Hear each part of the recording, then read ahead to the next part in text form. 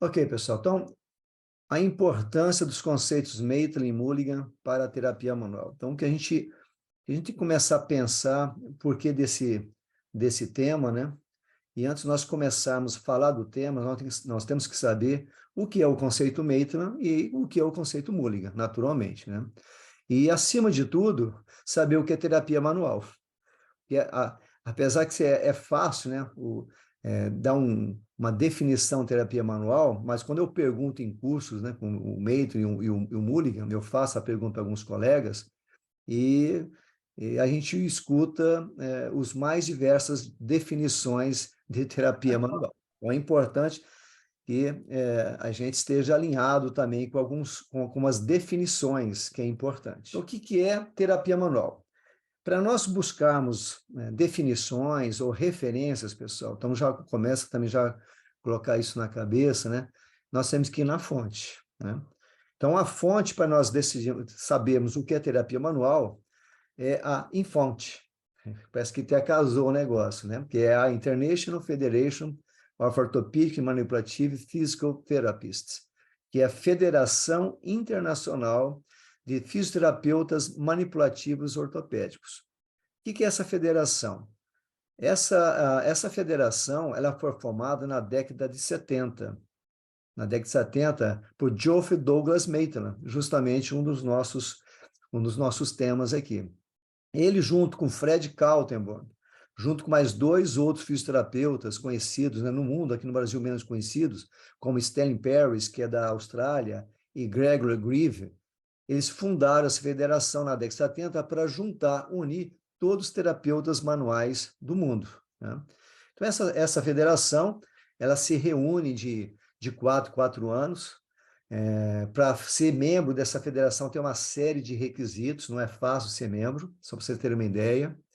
E por que eu estou falando isso? Porque tudo que vocês quiserem saber sobre terapia manual, vocês recorram a isso, né? Vocês recorram a isso. Vocês entrem no site da Infonte, vocês vão lá ter vídeos de graça, vocês vão ter artigos de graça. Para quem gosta de estudar dor, por exemplo, também que é um campo excelente, o estudo da dor, tem vários vídeos lá do Lorimer, né, Mosley, que é um dos fisioterapeutas que mais pesquisa de dor no mundo. Então, fica a dica para vocês aí. Eu quero saber sobre dor, eu não coloquei aqui, eu tenho que ir para a Associação Internacional de Dor, que é a IASP, também é uma outra referência internacional, né? Então, ao invés de ficar falando que o fulano falou isso, ciclano falou isso, não, vamos na fonte. E a fonte realmente tem que ser algo reconhecidamente, oficialmente reconhecido. Então, a Infonte, ela tem lá a definição de terapia manual. Então, isso é importante que a gente saiba muito bem o que é terapia manual. Então, sistema compreensivo. Então, já falou em sistema. Sistema é muito amplo, né? Então, são várias situações, vários conceitos, várias técnicas que compõem a terapia manual. Então, sistema compreensivo de diagnóstico e tratamento de lesões neuromusculares envolvendo habilidades específicas, incluindo avaliação, mobilização, manipulação e educação em conjunto com exercícios, para restabelecer ótimo movimento, função e ou reduzir dor. Então, vamos lá. Eu deixei em vermelho as palavras-chave. Então, terapia manual, pessoal, não é chegar, que a gente vê muito por aí hoje em dia, está cheio de cursinhos de terapia manual, que só chega e já vai, eu vou falar um termo bem grosseiro, que é botando a mão, né? Porque quem trabalha o que a gente chama de hands-on, terapia manual, nós não botamos mãos, nós sabemos o que nós estamos fazendo. Quando nós posicionamos nossas mãos no paciente, nós sabemos por que estamos fazendo isso, né? Então, tudo começa no diagnóstico. O que significa diagnóstico? Diagnóstico é um resultado de todo um processo. Qual o processo? De avaliação.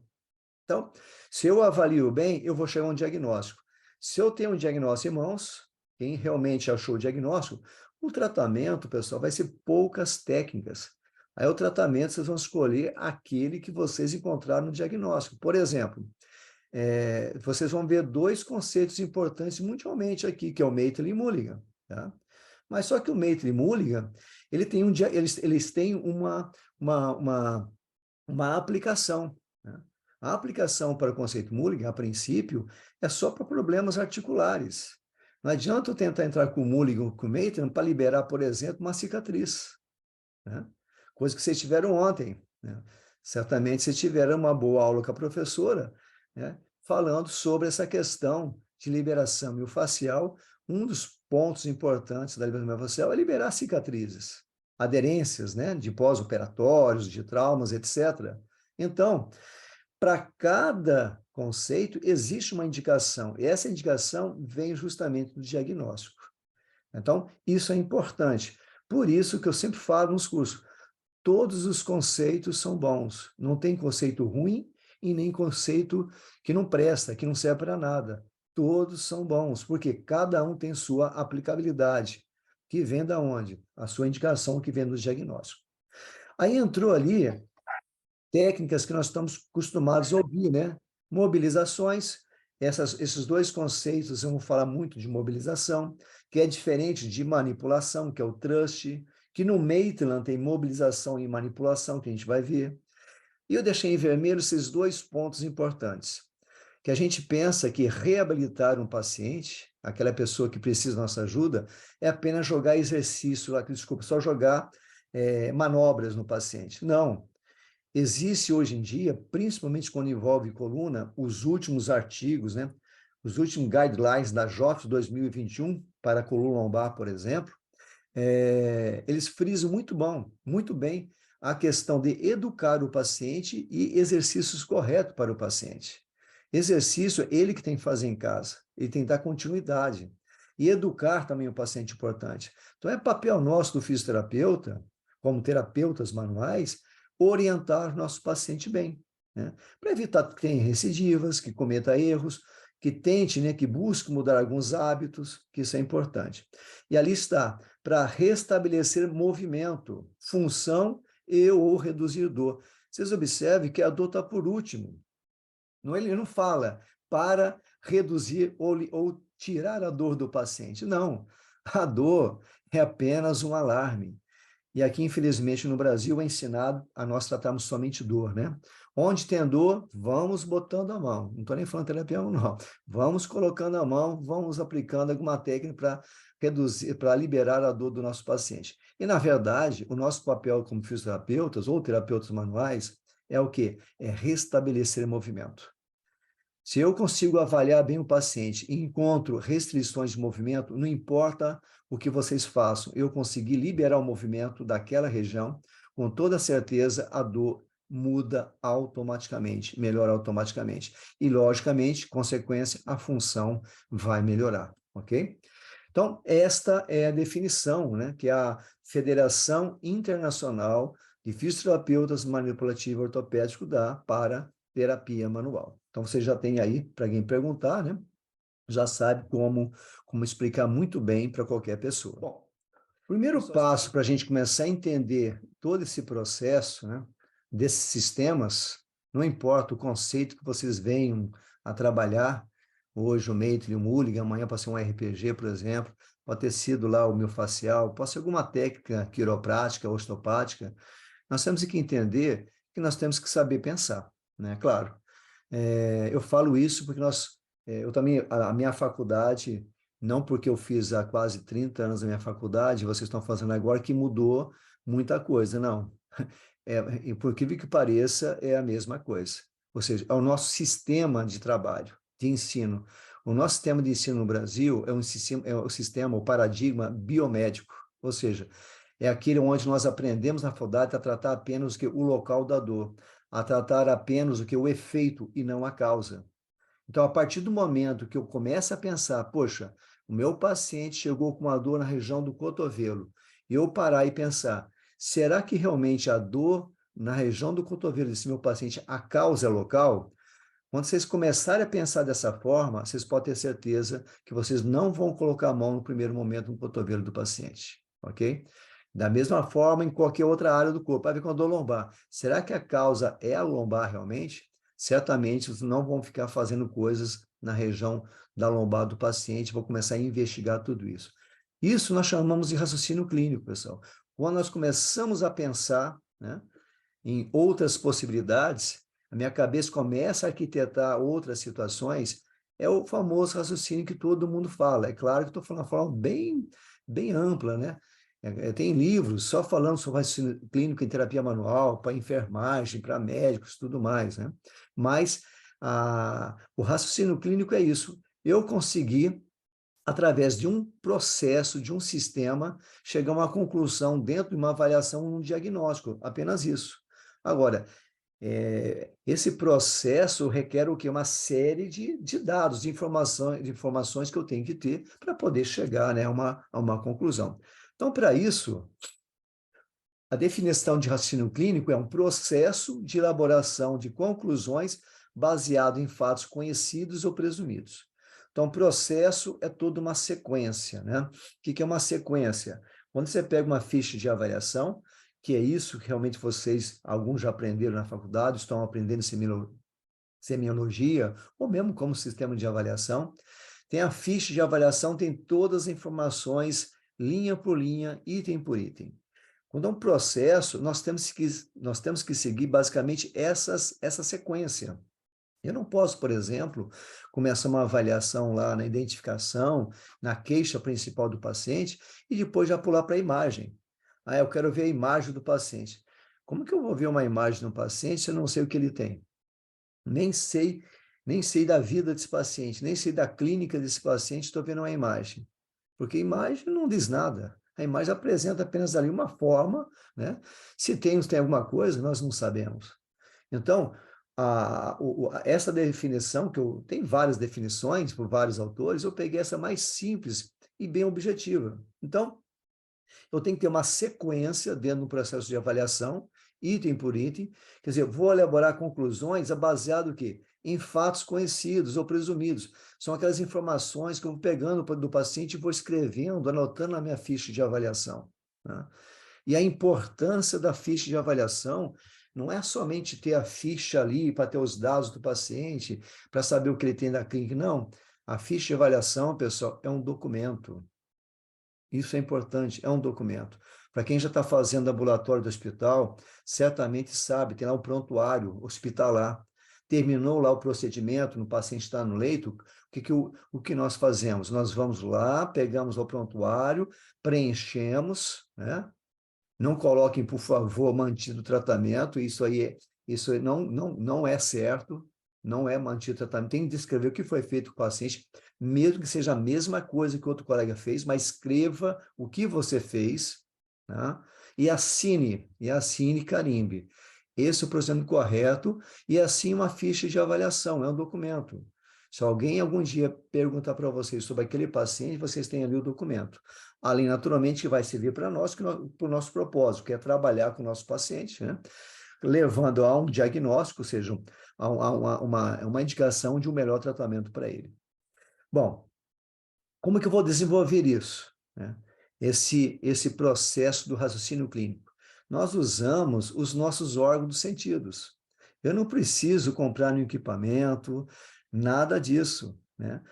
Só basta desenvolver. E vocês estão no processo de desenvolvimento. Eu ainda estou no processo de desenvolvimento.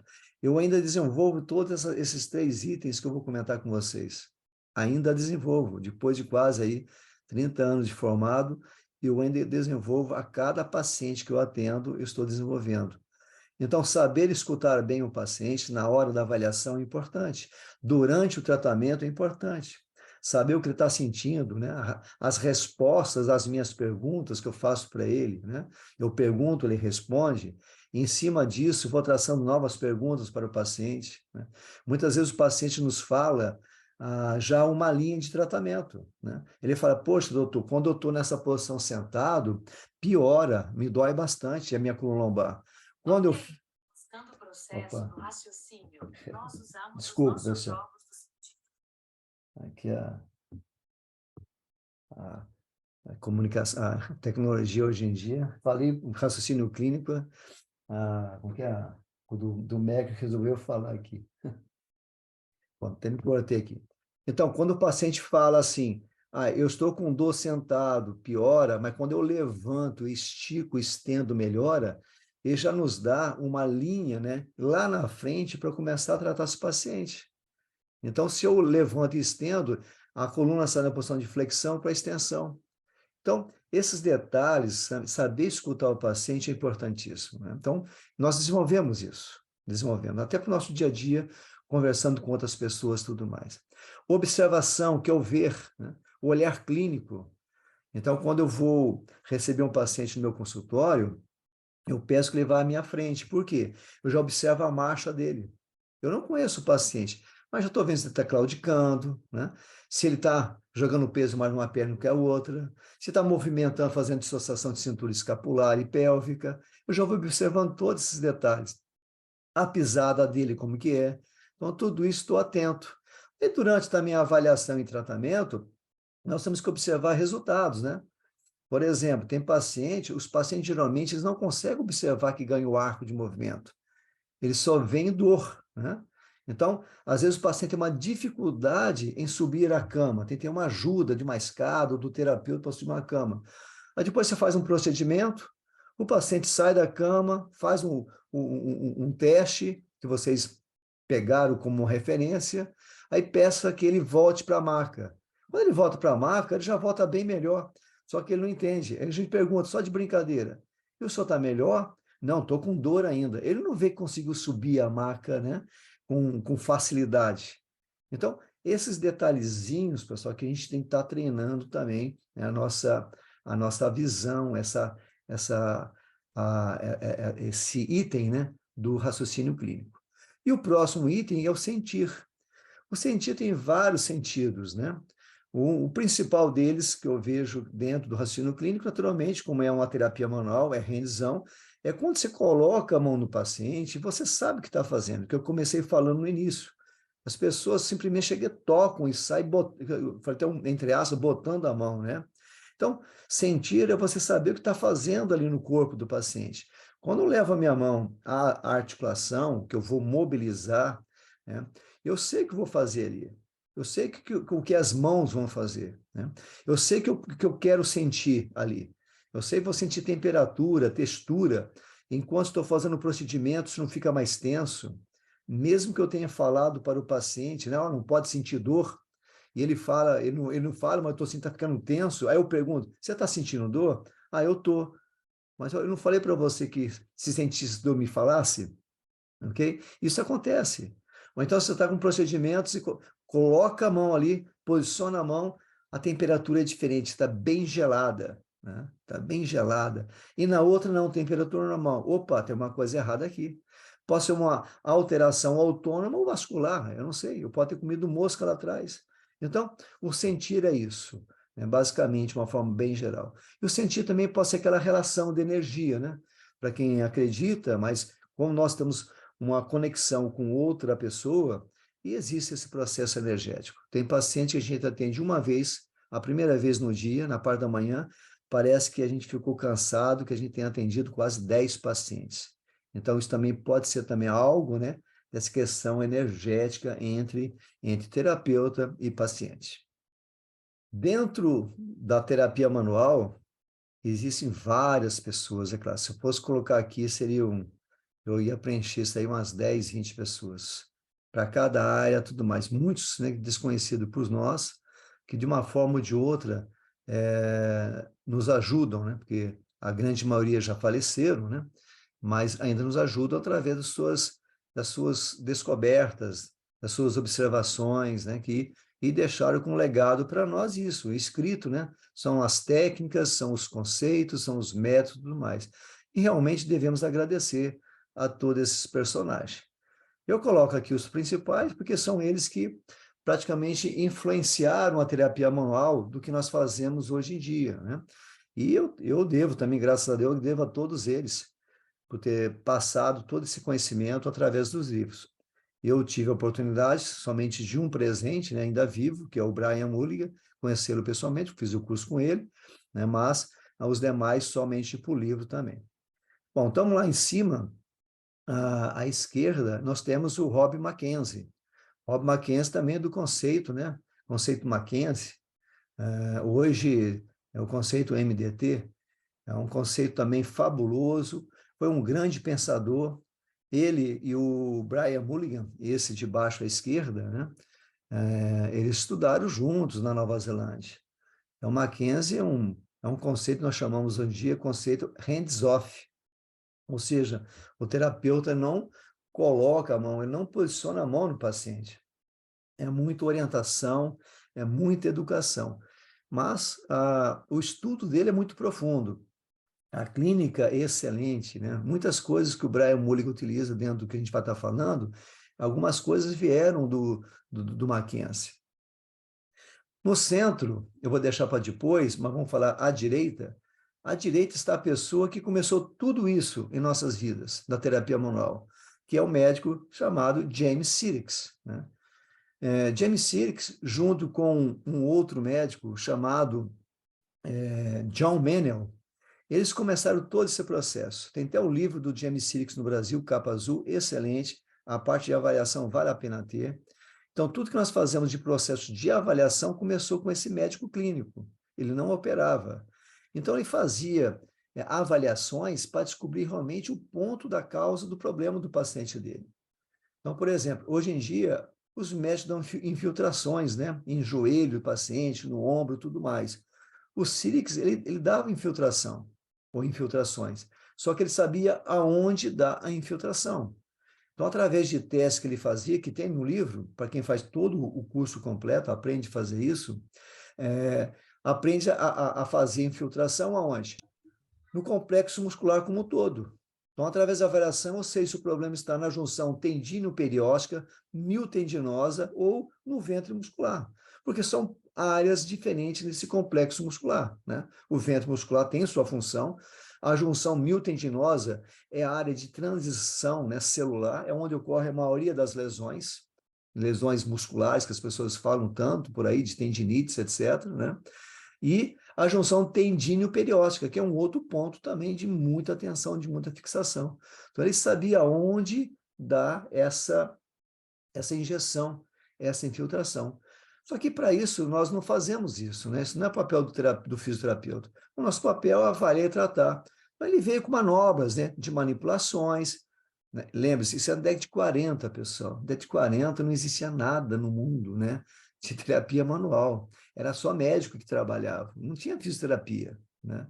E eles já, naquela época, ensinavam os primeiros fisioterapeutas, né, na St. John's Hospital, em Londres. Ele tinha um prazer de ensinar esses fisioterapeutas a arte de manipular. Então, ele tinha uma boa conexão com o fisioterapeuta. Então, eu falei, ele foi que começou todo esse processo. Só para pegar o contexto histórico, vocês vão ver isso, né? Na mesma época, um pouco depois, na década de 50 para 60, apareceu esse do centro, que é Fred Kaltenborn, de Oslo, Noruega. Ele que começou todo esse processo de avaliação dentro da terapia manual. O que nós chamamos hoje de artrocinemática, né, que são os micromovimentos que ocorrem na articulação, entre faces articulares, movimentos de rolamento, de deslizamento, de spinning, né? Foi ele que denominou tudo isso. Através do quê? Através do estudo de John Menehl, ou dos irmãos Menos em cadáveres, que ele viu que existiam na articulação, além do movimento que nós conhecemos como movimentos funcionais, fisiológicos, que tecnicamente chamado de movimento osteocinemático, ele viu que na própria articulação, nesses movimentos maiores, obrigatoriamente tem que ter micromovimentos de ajuste da articulação, para que ela saia completa, né? Saia de uma forma sinérgica, sem qualquer sintoma. Quando ele viu isso, ele desenvolveu um sistema de avaliação e de tratamento. O tratamento proposto por Fred Kalten é um tratamento de mobilização sustentada, ele não oscila como o Maitland, né, que nós falaremos daqui a pouco, ele não oscila. Então, Fred Kalten é um sistema que trabalha, é um sistema nórdico que trabalha sustentando a mobilização. Aqui no Brasil não vingou muito bem, e tem muito aqui no Chile, né? No Peru, e alguns países aqui também da América Central tem naturalmente na Europa, na Noruega, na Dinamarca, eles trabalham muito com o sistema, hoje em dia, sistema nórdico de terapia manual. E é o sistema Kaltenborn de terapia manual. Bom, eu falei desses três primeiros, por quê? Porque esses dois personagens que nós falaremos hoje, que é o Brian Mulligan e Geoff Douglas Maitland, eles foram influenciados por essas pessoas de cima, né? E nós somos influenciados por essas duas outras pessoas, Mulligan e Maitland.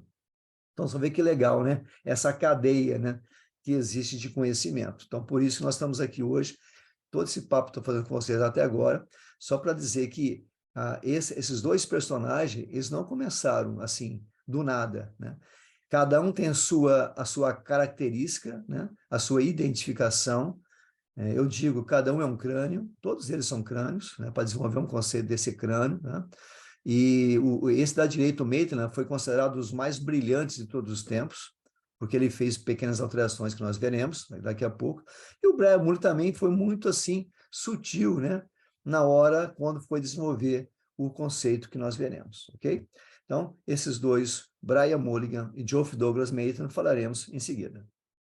Eu coloquei um quadrinho aqui para vocês visualizarem a grande diferença desses dois personagens, ok? Vamos começar pelo Geoff Douglas Maitland, né? Ou o conceito Maitland. É um conceito originário da Austrália. Ele desenvolveu-se na década de 60. O Maitland, ele participou da Segunda Guerra Mundial. Ele foi para Londres guerrear, né, com os alemães em bombardeios ingleses, vocês terem ideia. Finalzinho de guerra, terminou a guerra, ele voltou para a Austrália, formou-se, né, na década, no início de 60, 61, ele formou-se na universidade e fez um trabalho, ganhou um prêmio, ele voltou para a Inglaterra com essa grana, ele, a esposa dele, Anne. Lá, ele foi conhecer quem? Aquelas pessoas dos livros que ele estava lendo. Livros de quem, pessoal? Do Sirix, do Fred Kaltenborn e de um osteopata chamado Stoddard, ou Stoddard, né? E ele foi para lá para conhecer essas pessoas pessoalmente. Só que o Maitland tinha uma capacidade enorme de pensar. Por isso, hoje em dia, quando se fala em raciocínio clínico, essa palavra, essa forma, né, não a palavra, a forma, a intenção veio dele, né? Ele, em nenhum momento ele fala raciocínio clínico, mas vocês pegaram o livro dele, naquela que foi descrito, primeira edição, em 1966, 68, ele já falava essa forma de pensar, nessas associações, que hoje em dia a grande maioria estão falando, né? A osteopatia fala, a quiropraxia fala, né? Mas ele já tinha desenvolvido isso. E a palavra raciocínio clínico é moderno, isso, é moderno, tá? Então, Meitra foi uma pessoa muito inteligente. Quando ele encontrou com esse osteopata, o osteopata ficou muito impressionado. Por quê? Porque a osteopatia daquela época é diferente de hoje em dia, claro, muito diferente, né? Eles não tinham um modelo de avaliação-tratamento. A pessoa chegava com dor lá e eles faziam todas as manipulações, né? E tinha outro objetivo as manipulações daquela época também, não como hoje em dia, né? E esse osteopata ficou muito impressionado com o Maitland quando ele fazia as mobilizações deles muito sutis e tinha um resultado bem melhores que as manobras que ele tinha. Tanto que ele pediu para escrever um artigo chamado Os Problemas de Ensinar a Arte da Mobilização e da Manipulação. E assim ele fez. Ele, ele escreveu o livro dele, que é hoje em dia que é a Manipulação da Coluna Vertebral. Ele só escreveu esse livro, ele não escreveu Extremidades, são 2 volumes, né? O volume é Manipulação da Coluna Vertebral e Extremidades. Então, ele só escreveu a manipulação da coluna vertebral e foi o fundador, o cofundador, né, da Infonte, conforme já falei para vocês. E hoje em dia, os melhores fisioterapeutas do mundo recebem um prêmio chamado Award Maitland, que essa federação dá para os melhores fisioterapeutas de todo mundo. O Brian Mulligan é um deles. Logo no início da coisa, vocês vão ver que ele recebeu um prêmio também, Award Maitland. Bom, à direita, Brian Mulligan, desses ícones toda a fisioterapia, é o único vivo. Ele está atualmente com 90 anos de idade, mora na Nova Zelândia. Ele começou a desenvolver esse conceito, pessoal, na década de 70, e só foi apresentar para nos Estados Unidos no começo de 1990, 89, 1990. Eu e o Palmiro fizemos em 95. Naquela época, nós só tínhamos 18 professores, né? Conforme falei no início, nós temos 56 professores. Então, o Brian, ele começou também a desenvolver isso por acaso, foi tratando uma paciente, jogadora de handball, por acaso, ele já tinha tentado todas as manobras, ele foi assistente do Caltebro, na Nova Zelândia, ele tinha o sistema Caltebro, um nódulo, né, de terapia manual, ele é, atendendo a paciente, e por acaso, a paciente lá, ele com a mão vocês vão ver daqui a pouco, o dedo, né, a mão no dedo da paciente, a paciente movimenta o dedo e sem nenhuma dor. Porque antes ele já tinha tratado todas as manobras, porque o problema dela era qual? Era flexionar a interfalangiana proximal. Ele não conseguia flexionar. Então, tinha tratado Maitland, Kaltman, todos os outros melhoravam, mas depois voltavam. E nesse dia, ele conseguiu, sem querer, uma posição que estava com as mãos, dobrar todo o dedo do paciente. E o paciente falou, poxa, Brian, o meu dedo agora está dobrado, sem nenhuma dor. Ele achou aquele estranho, né? Porque já tinha tentado outras manobras e não tinha conseguido nada. Então, a partir de uma simples observação, pessoal, que eu acho isso é importante ficar na cabeça de vocês, que é importante estar observando as coisas, ele desenvolveu um conceito que hoje é um dos mais procurados do mundo, vocês terem ideia. Dos mais procurados do mundo, o conceito Mulligan.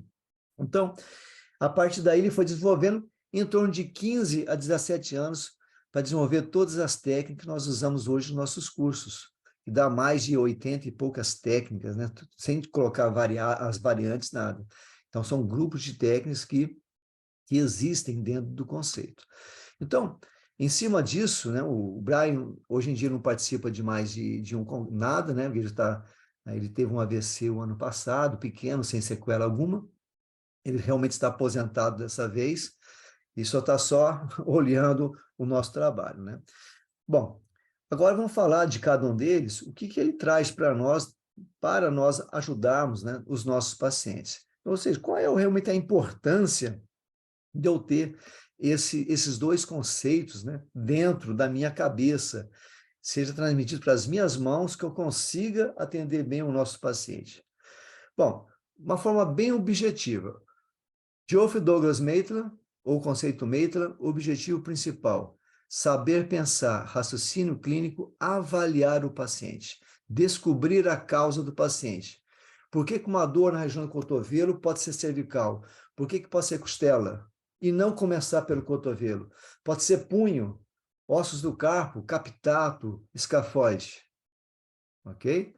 Ou então, uma fascite plantar. Eu tenho até um vídeo lá de fascite plantar, eu falo. Fascite plantar, a maioria das pessoas tratam no pé. Então, antes de tratar a fascite plantar, pergunte para você, lá dentro, você pergunta alto no paciente não ouvir, né?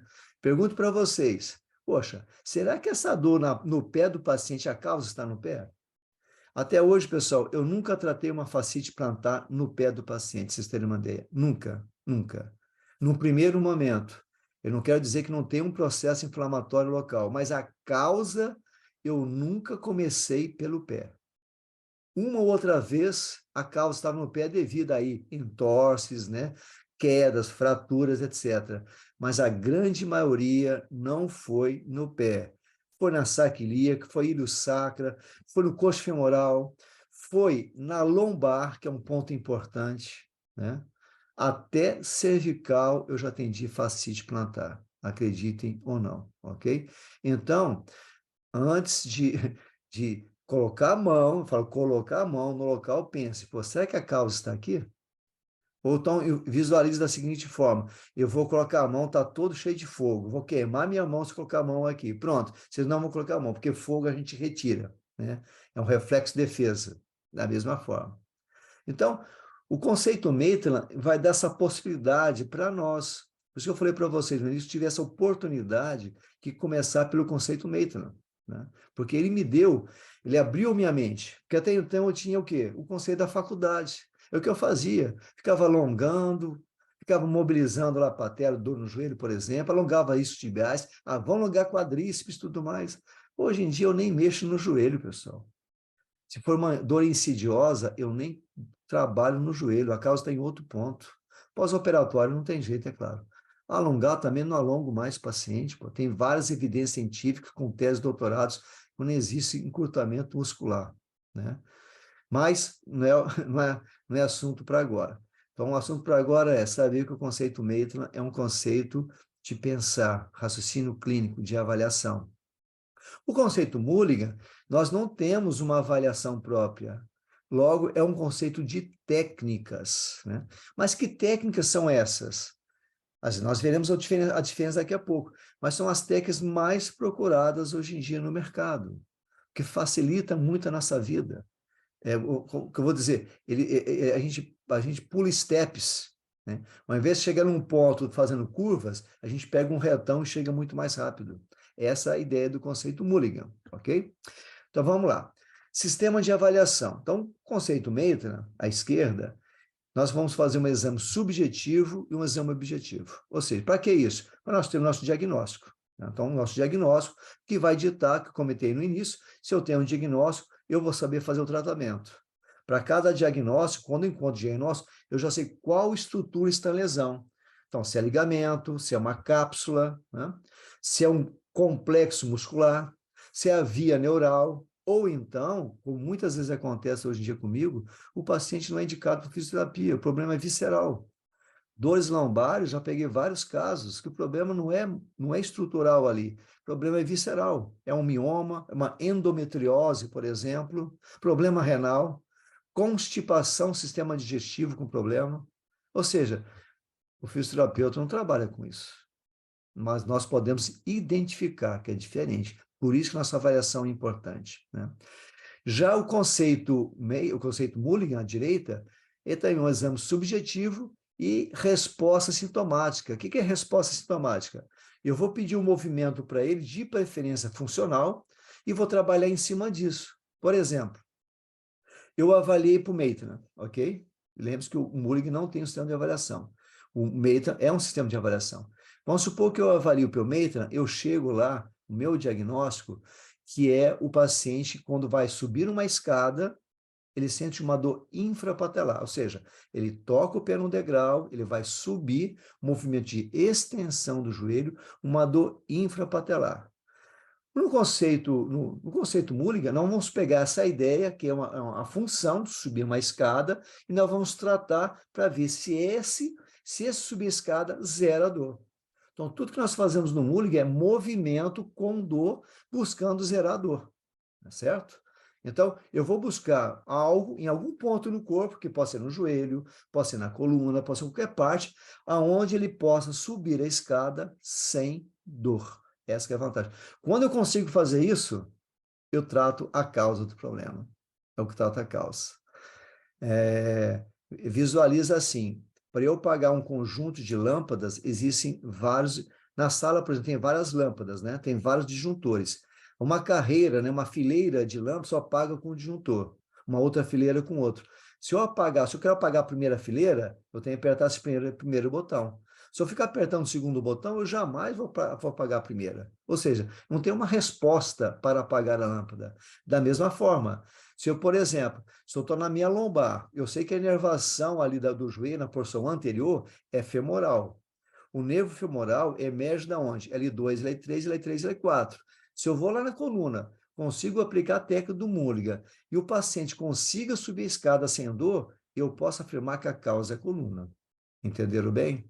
Então, essa é a facilidade. Esse é o raciocínio que eu peguei do conceito Maitland e transpus para o conceito Mulligan, que é a técnica. Então, eu estou trabalhando com raciocínio, eu sei que existe uma ligação do joelho com a coluna lombar através de uma via neural. Então, se eu vou lá na via neural, no começo, na fonte, onde emerge tudo, aplico o conceito Mulligan, que é um conceito dinâmico, conceito funcional, e o paciente consegue subir a escada sem dor, pronto, matei a charada. Muito mais simples, muito mais simples. Então, por isso que é resposta sintomática. Visualiza a lâmpada que todos não vão esquecer, todos não vão esquecer desse detalhe. O diagnóstico do conceito Maitland, ele chama de sinal comparável. Isso o Maitland deu. O que é sinal comparável, pessoal? É um controle, é o diagnóstico fisioterápico. E é isso que eu acabei de mencionar para vocês. É o subir a escada, uma dor infrapatelar. Então, tudo que eu for fazer, eu tenho que retornar para o sinal comparável. Então, Esse sistema de terapia manual é diferente do que eu aprendi na faculdade naquela época. Não sei se é a mesma coisa com vocês. O que eu aprendi? Avaliar o paciente de cabo a rabo, um monte de coisa que não tinha nada a ver com o paciente. Eu avaliava até questões neurológicas, e o paciente não tinha clínica neurológica alguma. Perdi um tempão. E depois eu tinha um diagnóstico, aí chegava um diagnóstico médico. Realmente confirmou a dor no ombro ou a dor no cotovelo. Muito bem, entrava com a técnica local. O que acontecia? Eu tinha que aplicar 3, 4, 5 técnicas e pronto. E não retestava. Eu aplicava as técnicas na sequência, traçava um planejamento, aplicava a primeira, a segunda, a terceira, a quarta, a quinta, e depois, como soltar, tá bem, ó, volta no próximo dia. Assim. Aqui não. Aqui eu aplico uma técnica, obrigatoriamente eu tenho que retestar o paciente. Isso nós chamamos de avaliação analítica, ou seja, reavaliação continuada. Ou seja, o paciente está subindo a escada, eu estou retestando. Então, o conceito Mulligan, eu já retesto no mesmo instante, o que vai ser diferente no conceito Maitland, que eu vou explicar daqui a pouco para vocês o diferencial. E por que o conceito Mulligan é mais procurado, né? Pela aplicabilidade de técnicas. Então, o sinal comparável me dá um controle. E em terapia manual, só vai acontecer 3 coisas, pessoal. Coloque isso bem na cabeça. O que eu faço, tratamento, o paciente só vai melhorar ou piorar ou não acontecer nada. Se ele melhorar, todo mundo sai feliz. Se ele piorar, eu saio feliz também. Ele não. Mas eu sei, se ele piorou para aqui, ele pode melhorar para o outro lado. É mecânica, né? Agora, o bicho pega quando ele não acontecer nada. Quando eu tentar apagar aquelas lâmpadas e a lâmpada não apagar, o que está acontecendo? Não há mudança da resposta sintomática. Ou seja, eu estou perdido, eu tenho que interromper, eu tenho que reavaliar o paciente, sabe o que está acontecendo. Eu comi mosca em algum ponto nesse processo de avaliação, ok? Então, o diagnóstico comparável é utilizado pelos dois, né? Pelos dois conceitos. As técnicas, o Maitland usa mobilização e manipulação, o Mulligan apenas mobilização. Mobilização do Maitland é do grau 1 ao grau 4, está ali embaixo, e a manipulação grau 5. Tipos de mobilizações. O Maitland são mobilizações oscilatórias, acessórias ou fisiológicas. O Mulligan usa sustentada ou oscilatória. Vou explicar para vocês. O Maitland, pessoal, oscila para grau 3, grau 4, é pacientes crônicos. Então, ele oscila numa faixa de 60 mobilizações no minuto, que dá a cada segundo uma mobilização. Então, isso é uma vibração, é uma frequência. Para pacientes agudos, subagudos, que é o grau 1, grau 2, a mobilização é 30 mobilizações em 1 minuto, que dá a cada 2 segundos uma mobilização. Lembra, o tecido está mais sensível, eu não posso fazer muito rápido, tem que ser mais lento a mobilização. E o grau 5 é o thrust, que eu uso na osteopatia, que usa na quiropraxia. E o Maitland também tem o thrust, que é o grau 5. Já no conceito Mulligan, é sustentado. O que é sustentado? Ele vem lá do Cauterman, ele leva, sustenta. Vocês vão ver daqui a pouco um vídeo, por que não dá para oscilar. Ele só tem 2 técnicas oscilatórias, que é o NEGS e o NEGS reverso, que é utilizado aqui na coluna cervical, que nada mais é um Maitland. Que as técnicas do Maitland para a coluna vertebral são todas realizadas em decúbito ventral. Já o conceito Mulligan, nós fazemos sentado, que é uma grande diferencial. A gravidade interfere nesse sistema. Então, essa questão de mobilização oscilatória, né, acessória ou fisiológica do Maitland, também é utilizada no Mulligan, em 2 condições que eu falei. Mulligan 98% sustentado. Os graus de mobilizações, já expliquei para vocês, grau 1, 2, 3 e 4 são mobilizações, o grau 5 é o thrust, que é a manipulação. No conceito Mulligan não há graus de mobilizações. O tratamento do Maitland é passivo, já o tratamento com o Mulligan é ativo com participação do paciente, ok? Então, o que é tratamento passivo? Agora vamos diferenciar. Aquele caso que eu passei para vocês, né? O paciente subindo a escada, uma dor infrapatelar. Como que eu trato no Maitland? O Maitland, eu tenho que colocar o paciente na maca, mobilizar, que é o passivo, colocar ele em pé, logo imediato, e retestar o sinal comparável, para saber se melhorou, piorou, ficou na mesma, aquele sinal comparável, que é o quê? Subir a escada, uma dor infrapatelar. O Mulligan não. O Mulligan que eu falei para vocês, a gente já trata direto subindo a escada. Essa é a grande vantagem do conceito Mulligan. Então, por isso que muitos fazem os dois cursos, eles trabalham muito a avaliação com o conceito Maitland e depois jogam o Mulligan em cima como tratamento que eu faço, né, nesses anos todos. Cadeia cinética, isso é importante, né? O Mulligan, a grande maioria, é cadeia cinética aberta. Já o conceito Mulligan é cadeia cinética fechada. O que é cadeia cinética fechada, pessoal? É a função, né? Se eu já trato o meu paciente na função, que é a cadeia cinética fechada, ele já está um passo para dar alta. Desculpa, para dar alta para ele. No Maitland, eu vou ter que fazer cadeia cinética aberta, depois fazer exercícios, propriocepção, cadeia cinética fechada, e depois dar alta para o paciente. Eu já tenho mais um pequeno intervalo ali para dar alta para o paciente. O Mulligan não. O Mulligan já faço direto isso. Essa é a grande vantagem. Agora, é claro, se o meu paciente vem com uma entorse de 2 semanas, ninguém vai colocá-lo em pé. Eu tenho que seguir toda a sequência. Então, o que nós respeitamos, que todos devem respeitar, em qualquer conceito que seja feito, não é só do Maitland e do Mulligan, que é o quê? É o tempo de cura tecidual. Então, lembrar na ficha de avaliação, certamente todos já fizeram alguma vez na vida, nós não perguntamos para o paciente, a quando iniciou tudo isso? Então, a palavrinha quando dá uma ideia de tempo, né? Então, esse tempo é um ano, é um mês, é uma semana. De acordo com mais próximo ou mais distante, é agudo, subagudo ou crônico. E sabemos que acontece em cada fase dessa de cura tecidual. Esse é um outro ponto também, só abrir um parênteses aqui, pessoal. Quem tiver oportunidade, estude bastante cura tecidual. O terapeuta que sabe muito bem isso, trata qualquer paciente, porque cada estágio da cura tecidual, da fase inflamatória, da fase de proliferação, síntese de proteína, e na fase de remodelamento ou maturação, que é mais longa, se nós soubermos o que acontece em cada fase dessa, nós tratamos qualquer tipo de paciente sem machucar o paciente. E o que vocês aprendem na faculdade, o que nós aprendemos na faculdade, já é o suficiente para atender bem esses pacientes, ok? Bom, reavaliação do conceito Maitland. Após aplicada a técnica, falei para vocês, eu tenho que colocar o paciente em pé e retestar o movimento, através do sinal comparado, que é o meu controle. E o conceito Mulligan, eu falei para vocês, é simultâneo, né? Ele está subindo a escada, eu já estou tratando o paciente ali, eu já estou vendo o resultado. Então, é imediato o negócio. A dor. Somente grau 4 pode sentir dor. É a única exceção. Qualquer técnica que nós fazemos, não só conceito do Maitland e Mulligan, dentro da fisioterapia, nós não causamos dor para o paciente. Só tem algumas exceções. Vai deixar bem claro que as exceções. Paciente crônicos. Que paciente crônicos?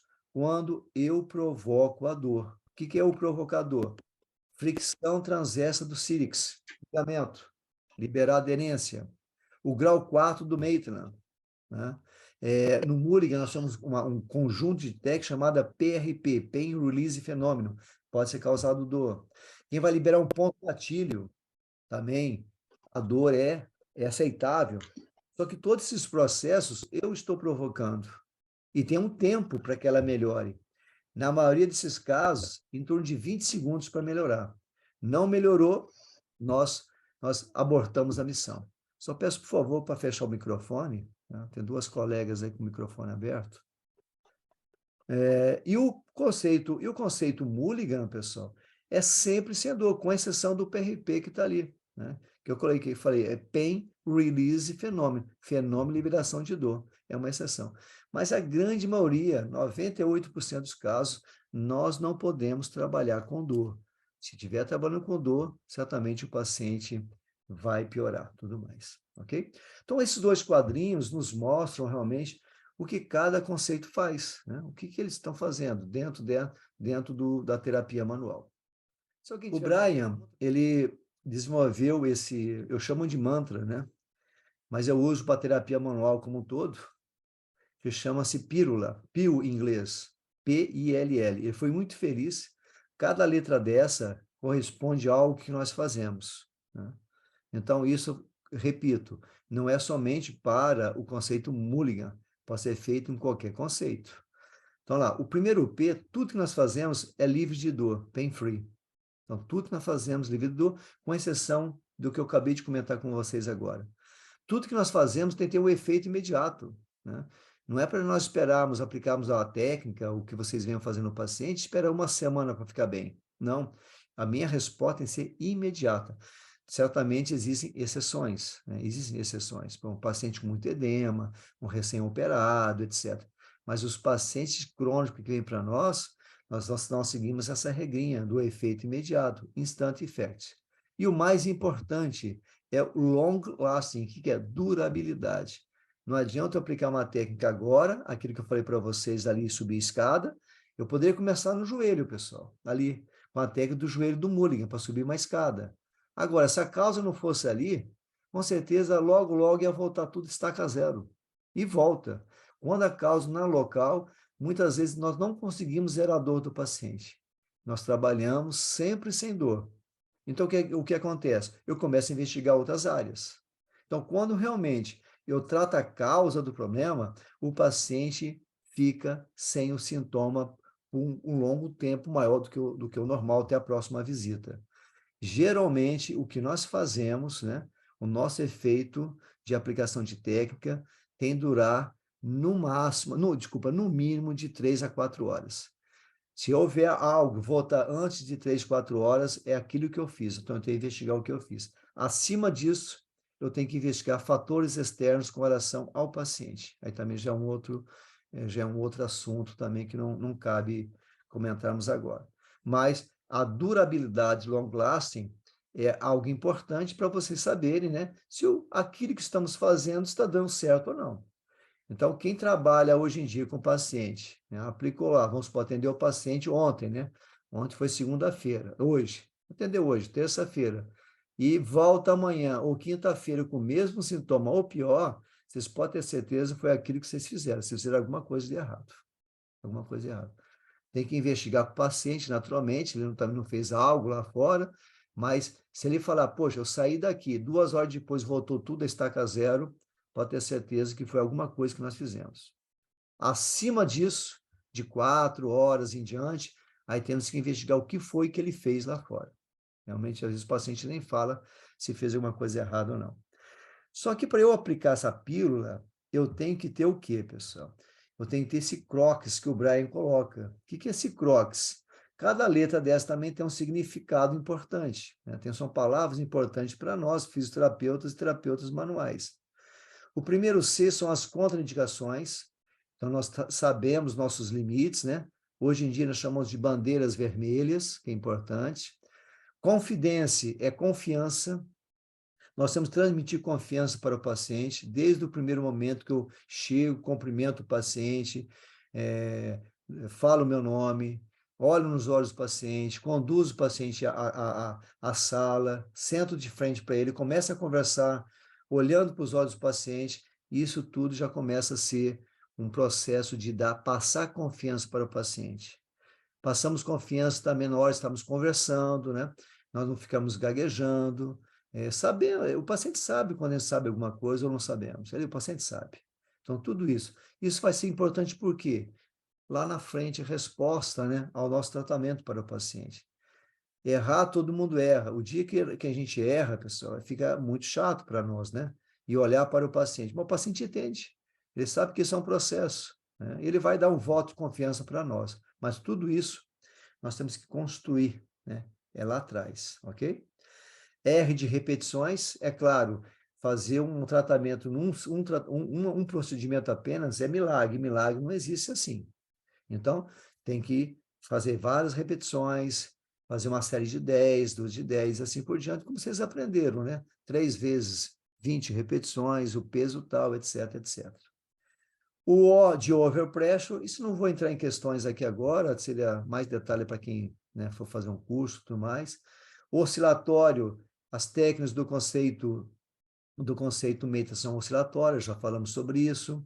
O C, pessoal, tem duas coisas importantíssimas, que é a comunicação e a cooperação. A comunicação é importante porque nós vamos... desculpa, a comunicação é importante porque nós temos que saber o que passar para o paciente. Não é só simplesmente pegar fichas de avaliação e ficar lendo aquelas perguntas. Não é isso. Eu faço uma pergunta para o paciente seguindo a ficha, que é um processo. A partir da resposta do paciente, eu vou fazendo outras perguntas para o paciente. Isso tem técnica. No livro do Maitland tem 30 páginas explicando sobre isso. No curso também do Maitland que eu ensino, eu enfatizo muito essa questão da comunicação, saber como conversar, como extrair do paciente todas as informações. É isso que diferencia um bom tratamento de um péssimo tratamento. O péssimo tratamento, qual o péssimo tratamento? É copiar o diagnóstico médico. O paciente está com tendinite do ombro, tendinite subespinhoso, uma tendinite infrapatelar, uma fascite plantar, está com lombalgia, e para nós não significa nada, nada, nada. Então, esse é um péssimo fisioterapeuta, né? Porque trata o quê? Trata efeito. Ele só vai copiar o que o médico passou, ok? Não é assim que funciona o negócio. Então, quando eu comunico com o paciente, eu vou extrair o máximo de informação. Quanto mais informações eu pegar do paciente, mais eu terei chance de dar um bom diagnóstico para o paciente e, consequência, um bom tratamento. Cooperação é do paciente. Falar para ele que precisa de ficar bem. Eu apenas estudei, eu vou passar a fazer o melhor de mim para ele. Agora, eu não vou ficar carregando cruzes. Eu não vou ficar fazendo tudo por ele. Por isso que nós tratamos bem no consultório, orientamos o paciente, educamos o paciente. Agora, ele tem que fazer as coisas dele também, que nós estamos orientando, ok? Então, temos que acabar aquela cultura de o paciente chegar no consultório, deitar na maca, e nós fazemos tudo para ele. É aquele tratamento que vocês já devem conhecer. Eu sei que acontece isso na faculdade, que infelizmente é esse o modelo, pessoal. Não estou criticando, só estou comentando que é um modelo vigente. O paciente vai fazer 20 atendimentos, 30 atendimentos, 40 atendimentos. Eu, quando fazia estágio no HTO, hoje o INTO, né, que eu fiz estágio 1 ano lá, tinha paciente que ficava 1 ano com a gente lá. 1 ano. Eu fiquei 1 ano, o paciente lá. E quantas pessoas na fila para fazer fisioterapia? Mas por quê? Porque naquela época nós seguimos protocolos lá do hospital. A nossa supervisora, nós éramos alunos, estagiários, falava para a gente fazer aquilo, que eram protocolos. A gente ficava alongando, jogando pezinho no paciente, e o paciente com 1 ano, e não via melhora no paciente. Hoje em dia eu vejo, poxa vida, se soubesse isso naquelas e pudesse ter aplicado, quantas pessoas que estavam na fila poderiam ter feito fisioterapia? Esse é o ponto. O K é knowledge, conhecimento. Conhecimento é de cada um. Vocês estão assistindo hoje essa palestra, já viu de outros colegas, com certeza já estão à frente de outros colegas. Aqueles que estão lendo já artigos científicos, né, que estão lendo inglês, aprendam inglês, pessoal, lê artigo. Então, isso é importante, que é tudo em inglês. Quem sabe ler o inglês em um artigo já está na frente dos outros colegas, que não leram nada. Já estou sabendo um pouquinho mais. Tem que saber ler artigo, comprar livros, saber ler livros, tá, fazer cursos bons. Invista em coisas boas, não em coisas de final de semana, que não traz nada, né? O S, sustentado, também não vou comentar, que são as técnicas do conceito, né? Lá do Mulligan, que é sustentado. O skill, habilidade. Então não adianta estudar bastante, ser teórico, ter etc, etc, só teoria e não coloca a mão no paciente, não pratica, não erra. A pessoa fica com medo de errar. Só vai aprender aquele que errar, né? Até hoje eu erro, só erro uma vez. Não erro mais do que uma. Então, pratiquem, pratiquem, coloque a mão, não fique com medo. Não fique com medo de errar. Se tiver medo de errar, nunca vão aprender. Vai ficar sempre no mesmo ponto. Ok? Guarde também bem isso. Senso, já falei que ele sentia. E sutil. Pessoal, as técnicas são suaves. Terapia manual é suave. Eu vejo os colegas fazendo curso comigo do Mulligan no Maitland, chegam com uma força enorme. Não existe isso. É bem simples. Veja qual é o significado de arte cinemática. Arte cinemática é micromovimentos. Micromovimentos, eu não preciso fazer força. A articulação, o movimento da articulação é muito pequena. Por que eu tenho que fazer muita força? Pensa bem. Então, o suave é chegar a estabilizar um segmento ósseo com outro segmento, fazer pequenas manobras de mobilizações, bem sutis, né? É como se estivesse pegando um bebê no colo. Ninguém pega o bebê agarrando, apertando. Pega todo com jeito. É a mesma coisa. Então, as técnicas são muito sutis. Então, diante do Crocs, eu posso aplicar a pílula. Eu falo para o paciente, a pílula é melhor uma pílula de exercício do que uma pílula de remédio, dessas drogas aí que só trazem mal para nós.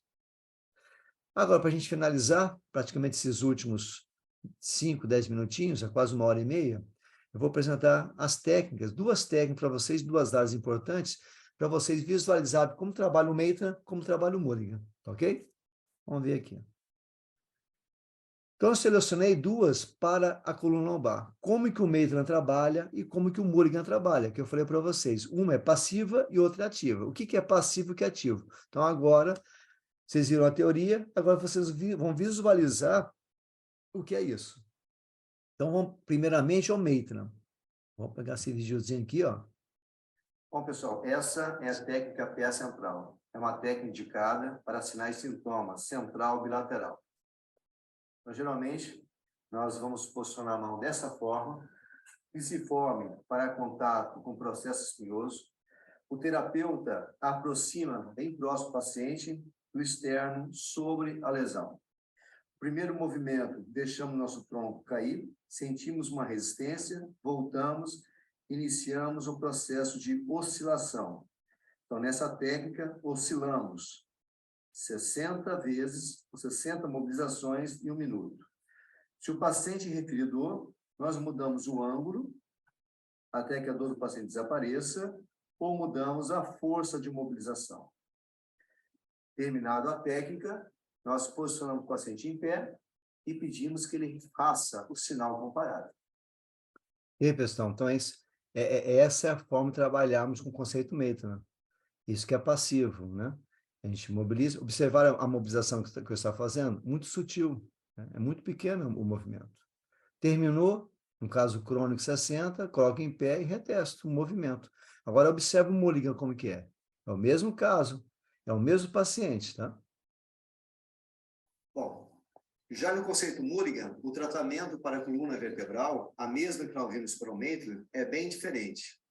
Nós agora vamos trabalhar justamente o movimento átrio-cinemático mais o movimento ativo do paciente. Ele refere um sintoma, que é o sinal comparável, flexionando o tronco.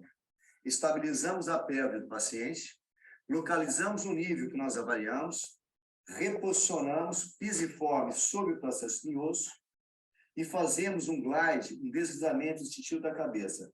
Sustentamos, já é diferente do conceito Maitland que oscilamos, sustentamos e pedimos que o paciente realize o movimento do sinal comparado. Nesse caso hipotético, uma flexão. Flexione o tronco, por favor, e acompanhamos o movimento.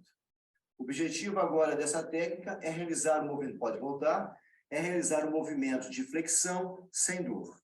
O conceito Mulligan, que trabalha sempre o movimento ativo ou funcional do paciente sem dor. Ok, pessoal? Então é isso, ó. É o mesmo paciente com uma dor lombar. Eu avaliei o paciente e vi que realmente a causa está lombar. No Maitland, deitado, passivo. No Mulligan, ativo. Então, isso que é o ativo. Trabalhamos já o movimento em si, que leva do que é o sinal comparável.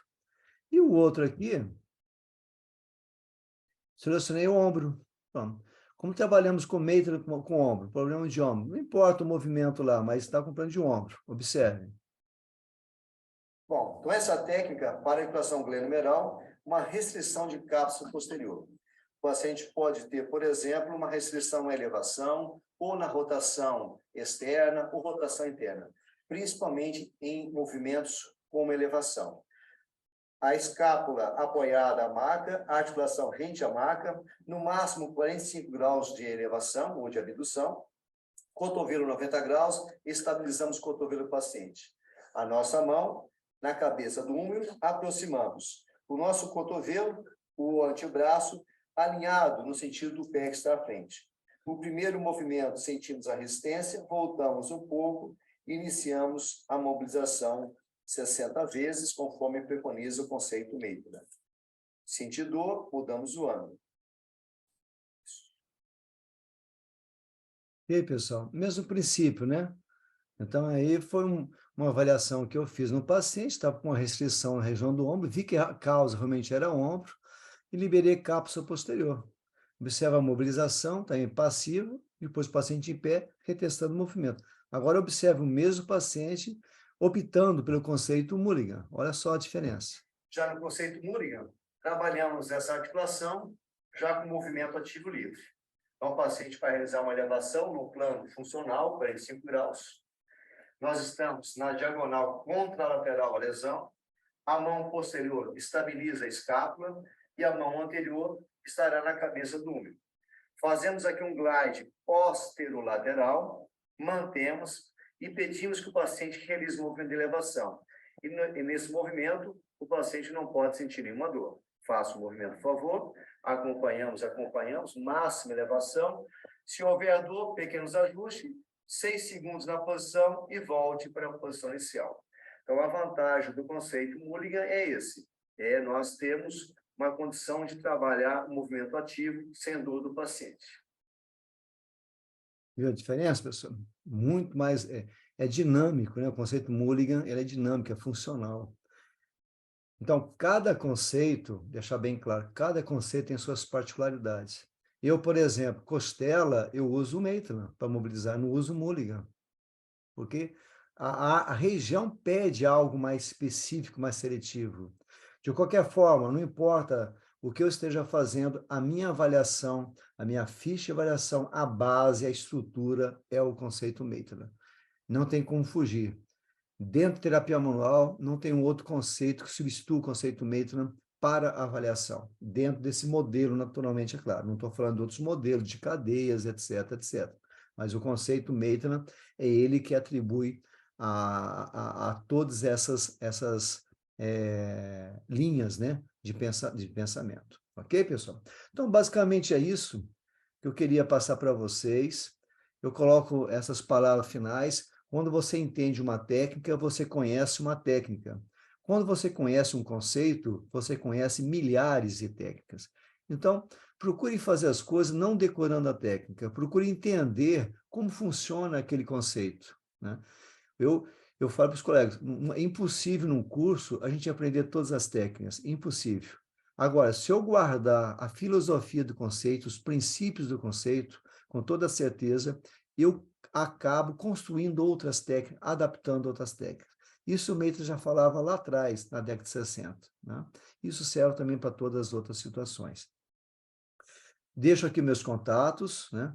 No Instagram, para quem já me segue, tem vários vídeos lá que eu coloco. No e-mail, quem quiser alguma informação a mais, pode mandar e-mail para mim. No YouTube, pessoal, esse meu endereço do YouTube, ó, tem 140 vídeos lá, de graça, para quem quiser assistir. Tem toda uma série neural que eu coloco, começo, início e fim do plexo braquial, do plexo lombar, do plexo sacral, né? Tem também várias vídeos mostrando como eu trato o ombro, como tratar o fascite plantar, dor na região inguinal do atleta. Ou seja, tem também várias técnicas do conceito Maitland lá que eu já estou colocando para os colegas, né? Ou seja, fique à vontade. Tem também, quem não sabe ler inglês, lá tem um tutorial de como nós usamos, né, o Google Tradutor, que está muito bom. Então, tem passo a passo. Eu coloco um artigo em alemão, em chinês, o que seja, ele traduz imediatamente tudo na íntegra. Então, fica muito mais fácil nós estudarmos.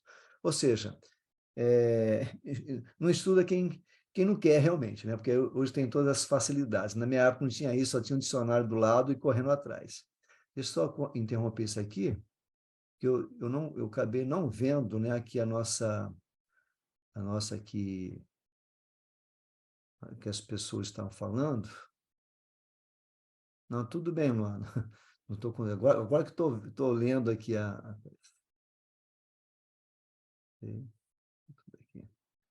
É, alguma pergunta? Deixa eu abrir aqui o microfone. Se alguém tiver. Pronto. Se alguém tiver alguma pergunta, pessoal, fique à vontade em perguntar. Né? Estou aqui à disposição. Temos bastante tempo. Bastante tempo. Qualquer dúvida que tenham. Oi, Adalberto. Naquela hora eu não estava conseguindo falar, estava mutado. Eu não tinha como voltar, eu tinha que sair do compartilhamento para reativar o som. Então, eu preferi deixar dessa forma. Mas se alguém tiver alguma pergunta, pessoal, pode perguntar. Qualquer dúvida que tenham, fique à vontade. Eu tenho uma pergunta que é da Juliana. Ela perguntou se na avaliação sobre não focar no local da dor, né? Seria basicamente avaliar todas as conexões que tem com a estrutura que o paciente relata a dor, por exemplo, uma raiz nervosa na área, etc., ou é bem mais complexo que isso? Não, o negócio é bem simples. Seguindo o conceito Maitland de avaliação, existe uma sequência que nós devemos avaliar. Tudo uma sequência. A gente tem que ver que as conexões, quando a gente fala em conexão, o que é conexão? Eu tenho que saber que o nosso corpo é interligado por estruturas, né? Óssea, estruturas ligamentares, estruturas musculares e faciais e a estrutura neural que rege tudo no nosso corpo. O nosso corpo é controlado pelo sistema nervoso autônomo, simpático, parasimpático, celíaco e o sistema nervoso periférico. Então, se eu domino essa área, eu domino tudo, né? Então, eu tenho uma sequência de avaliação. Por exemplo, eu vou avaliar uma dor lombar. Eu nunca começo pela lombar, eu começo por onde? É o que é ensinado lá no Maitland, você vai aprender. Diferença de membro, para saber se tem um desequilíbrio pélvico. Tem uma diferença de membro real ou aparente? Opa, eu tenho que matar essa charada. Depois, eu venho para o sacro, que o sacro é um osso mais importante que o ilíaco. Depois, eu avalio o ilíaco. Depois, sigo o coxo femoral. Por último, eu avalio a lombar. Então, eu sigo dentro desse complexo funcional lombo-pélvico, eu tenho que ter uma sequência de raciocínio. Porque eu poderia muito bem ir lá avaliar a lombar. Mas será que realmente a causa está na lombar, em cima da dor? Então, será que não há algo nesse sistema que está levando a isso? E dentro desse raciocínio que eu coloquei na sequência, eu tenho que levar em consideração na minha avaliação subjetiva, que é o ponto mais importante, e é isso que a gente passa, eu tenho que discriminar. Esse sintoma é mecânico ou não mecânico? Pronto. É mecânico ou não mecânico? Esse é o ponto mais importante. Eu tenho condições de saber sim. É, vocês tiveram alguma aula, certamente, de patologia, com toda certeza. Mas, com certeza, vocês não tiveram uma matéria chamada Diagnóstico Diferencial em Fisioterapia, que é um livro da Snyders e Goodman, um livro muito bom, que traz tudo isso que todo fisioterapeuta devia saber, né? É, diagnóstico, diferencial em fisioterapia, ou para fisioterapeutas. Então, isso a gente aprende a fazer as correlações, saber por que que um mioma pode perpetuar um sintoma lombar na mulher. Uma endometriose causa dor, sim. Um cisto ovariano, sim.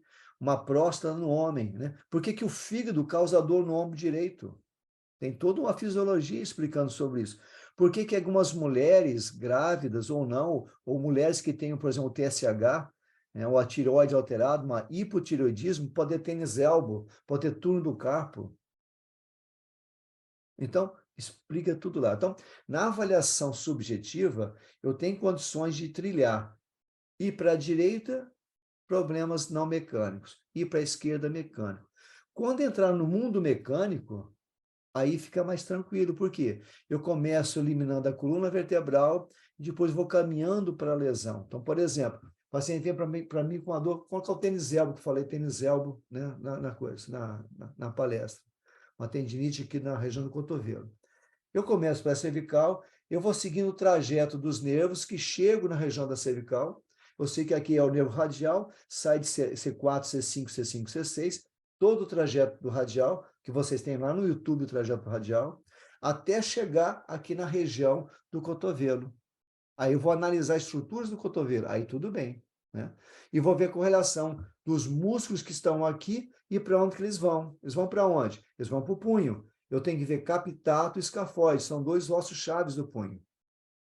Terminou, eliminei tudo, agora sim eu posso tratar o cotovelo com toda segurança.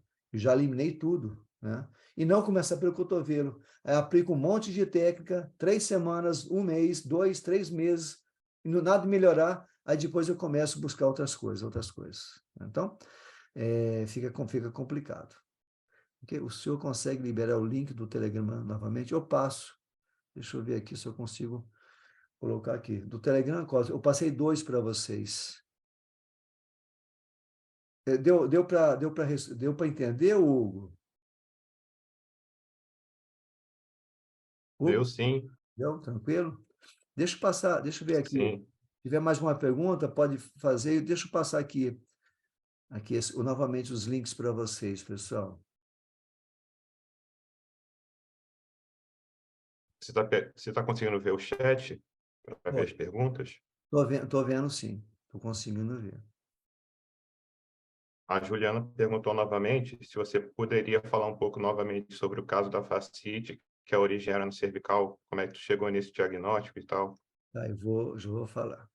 É só pegar o link do negócio aqui. O head neck. Head neck.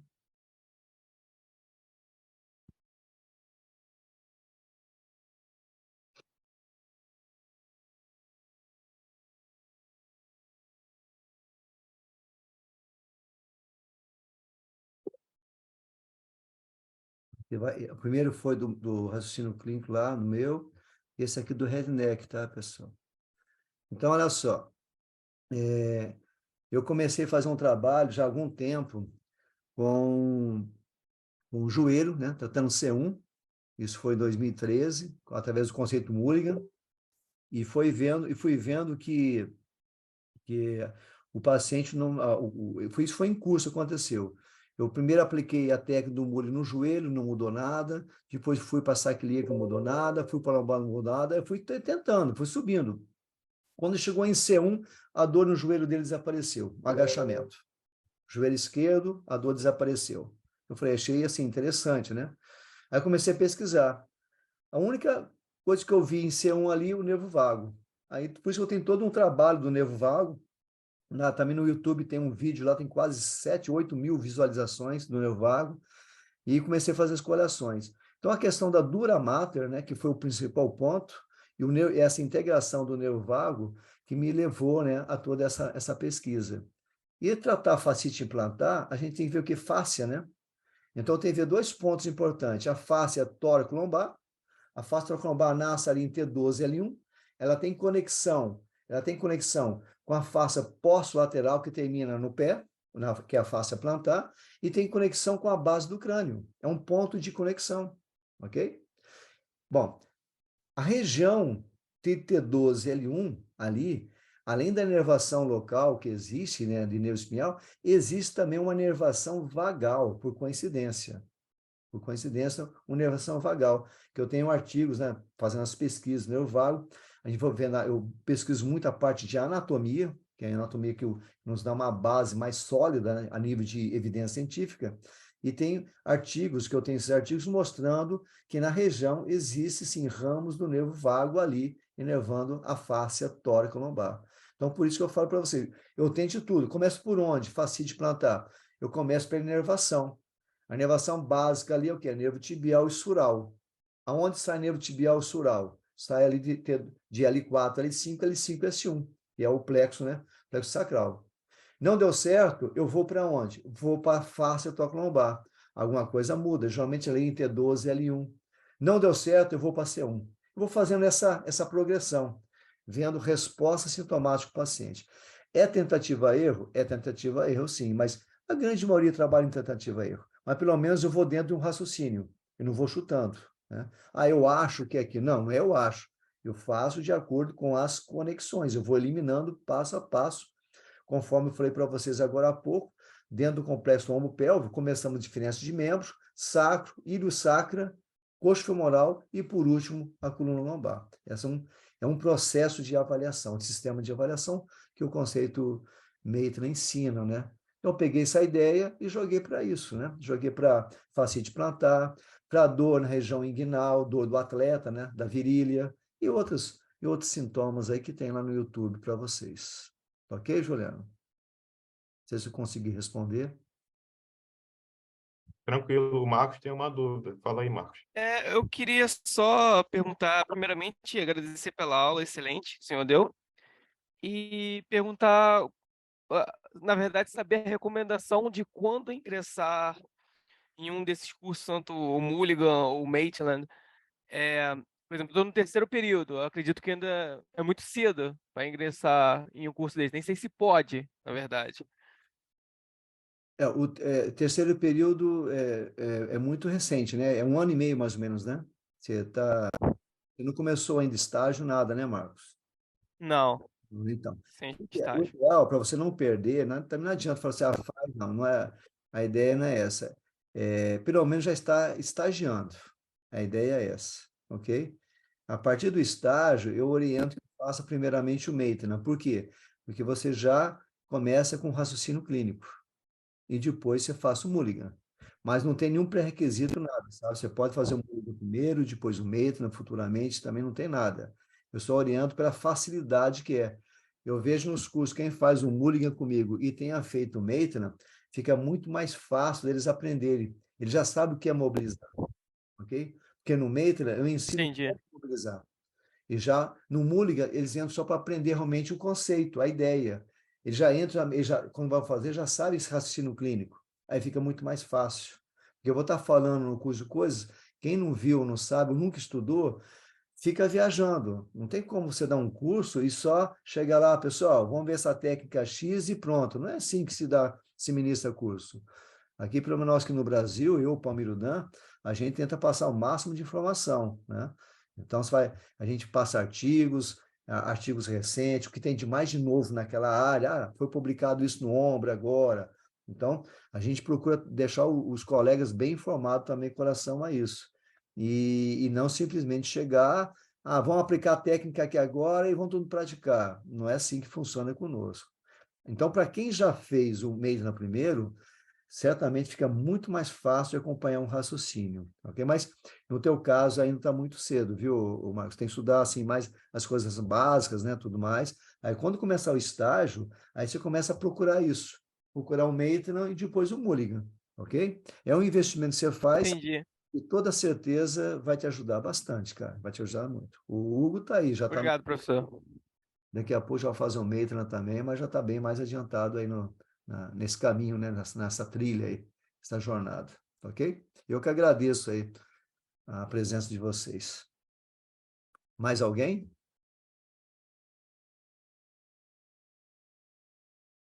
Essa aula vai ficar gravada, né? Eu falei para vocês, vou tirar algumas coisas e depois eu coloco lá no YouTube.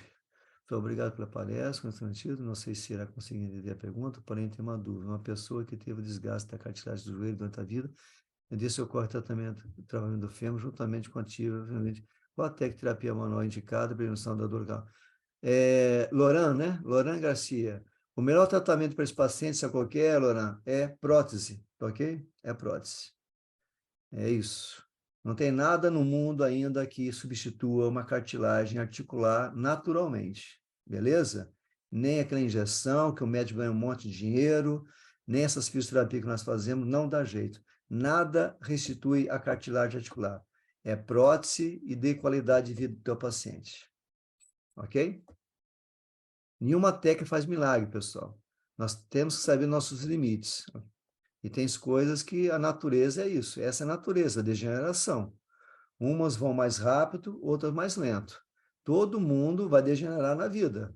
Vai começar nosso corpo, né? Com tudo. Cabelos brancos, e vamos aceitando tudo isso, ok? Então, tem paciente que não admite que tem uma artrose no joelho, chora, tudo, mas é natural. Então, é prótese. Nesse caso que você falou, é prótese. Vamos terminar, né, Vamos. tranquilo, Muito Paulo? obrigado aí pela palestra. Foi sensacional, gostei bastante. Acho que o pessoal gostou também. Eu que Obrigado. agradeço, tá? O convite, Hugo, tá? E se precisar de qualquer coisa, assim, artigos, né? Se alguém está fazendo TCC, eu sempre falo para os colegas, né? Está fazendo um TCC, precisa de uma ajuda, de artigos, pode fazer contato. Eu tenho vários artigos de várias áreas, a gente sempre está ajudando, tá ok? Puder dar uma orientada também, posso orientar, sem nenhum problema. Estamos aqui para ajudar, beleza? Beleza. Tá? Muito obrigado por ter ficado até essa hora, 21h42, deu quase aí 1h40, né, de palestra. Aqui está marcando 57, começou um pouquinho antes, mas foi legal, gostei. E estamos aí. Qualquer dia nos encontramos na estrada da vida. Um grande abraço a todos, boa noite e descansem. Obrigadão, Ed. Um abração para vocês, pessoal. Tudo de bom. Boa noite aí, pessoal.